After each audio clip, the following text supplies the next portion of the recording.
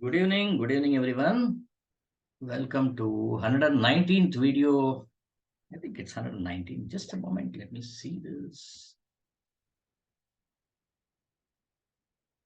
Yes, 119th video on misconceptions in physics. Oh my God, it's not opening. Okay, fine. Yeah.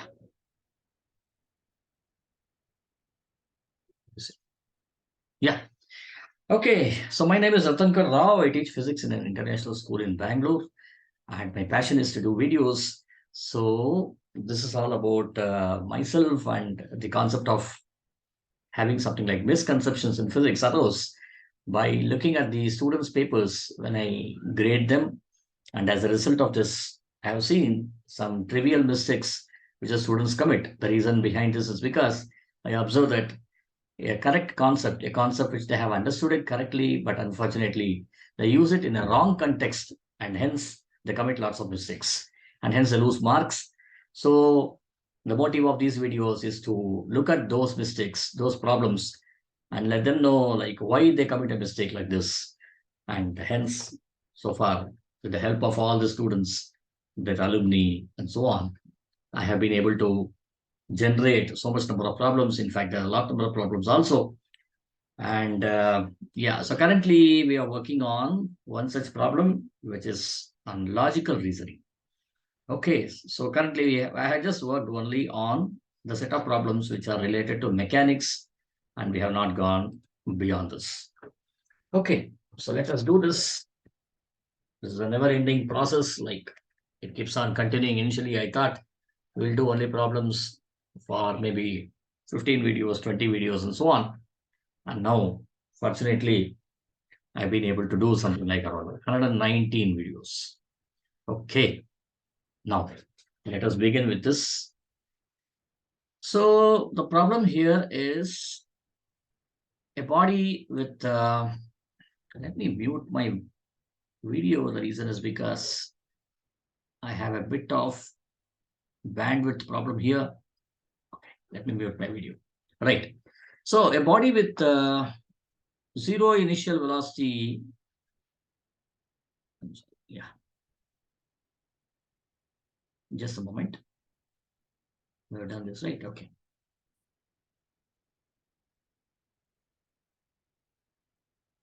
Okay.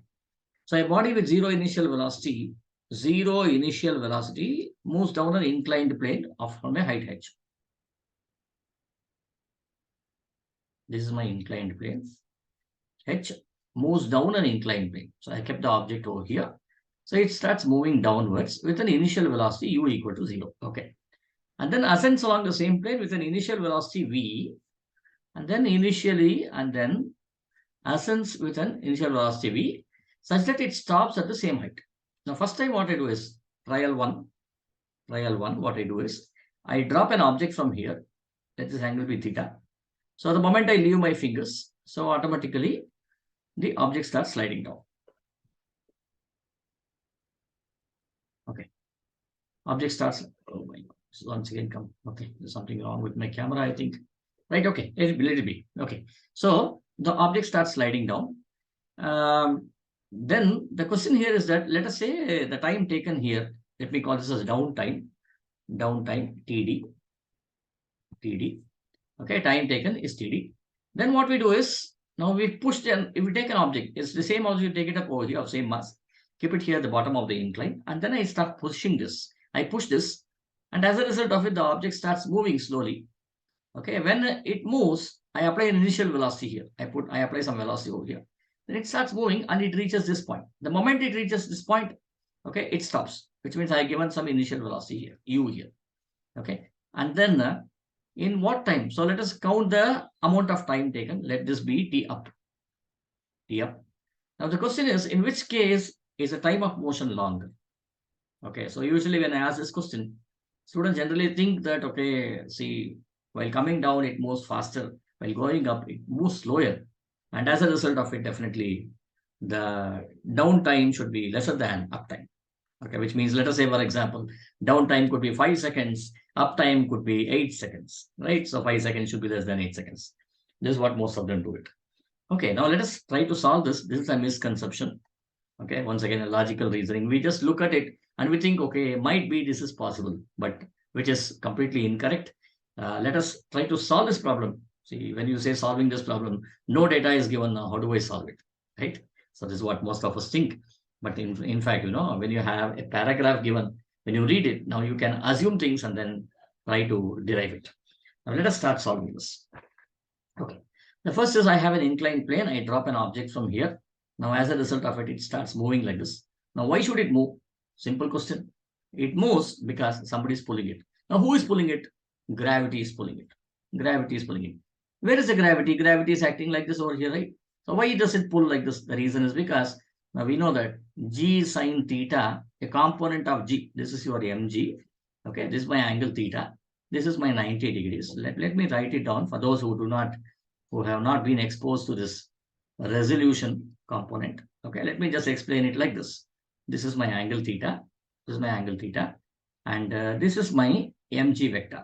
Mg is a vector, right? Weight is a vector. Okay, gravity is a vector. So mg is a vector over here. Now, if this is a vector, this angle should now be equal to 90 minus theta. 90 minus theta. Now, what I do is, I want to find out what is the contribution of mg along this direction. The contribution of this is nothing but mg cos of 90 minus theta, which is nothing but equal to mg sin theta. Mg sin theta. This mg sin theta is acting like this. So a part of this mg is acting like this. Another part of it is acting like this over here. This is nothing but your mg cos theta. And if that is the case, the object should break this inclined plane and come down. It is not breaking it. The reason is because this plane also offers an opposite force like this, which is normal force. The normal and the mg cos theta will balance each other, and hence the object does not come either in this direction or in the opposite direction. But here you see there's an mg sin theta force, which is an unbalanced force is acting, and as a result of it, the object will start sliding down. Simple. Okay. So mg sin theta is sliding down. Now what do we need here? Let us use, now see, you see, m is constant, g is constant, theta is constant. So as a result of it, mg sin theta is constant. Okay. The net force acting downwards is nothing but mg sin theta. And then the acceleration net downwards is nothing but g sin theta. I divided this by m, so I got this value. Now what do I have here? Now g sin theta is acting here. And I want to find out what is the time taken. How do I find the time taken? So this is constant. So you put u equal to 0, a net is equal to g sin theta. And let us say the time taken is t down. T down.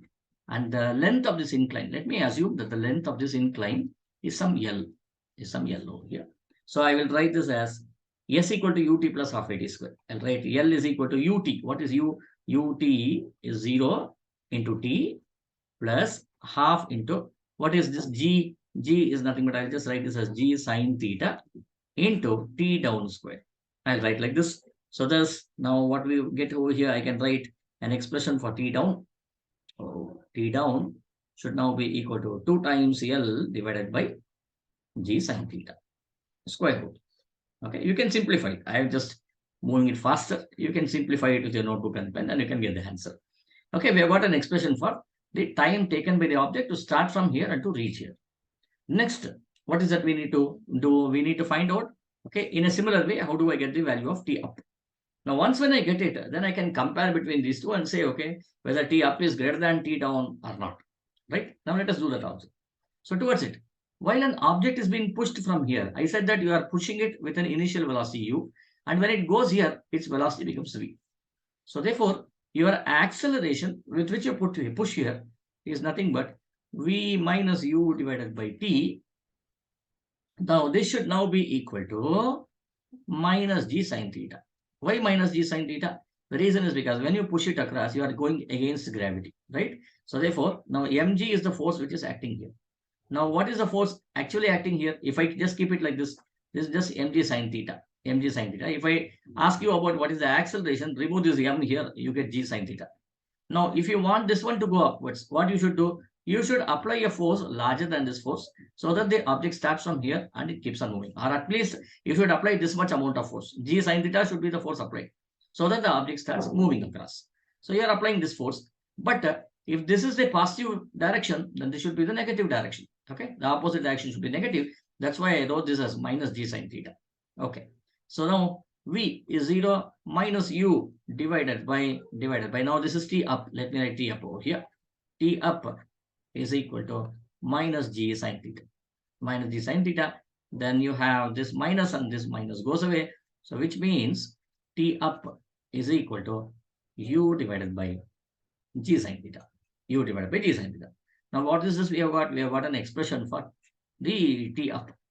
But still we are not satisfied with it. The reason is because you see, this is dependent on L, this is dependent on U. So you cannot compare between one another. So what I need to do is, I need to use this expression in terms of L. Because sine theta is here, but I want it in terms of U in terms of L. Now how do I get it? If you ask this question, now what I will answer here is that since the velocity V here, okay, is 0, I will use this expression. V square is equal to U square plus 2as. I'll use the second equation of motion. Now V, what is V? Final velocity, which is 0. 0 is equal to U square. What is U square? I pushed it with the initial velocity U. So I'll write this as U square plus 2 into, what is A? A, I said that I am pushing it with an acceleration equal to minus g sine theta. So I'll write this as minus g sine theta into, what is S?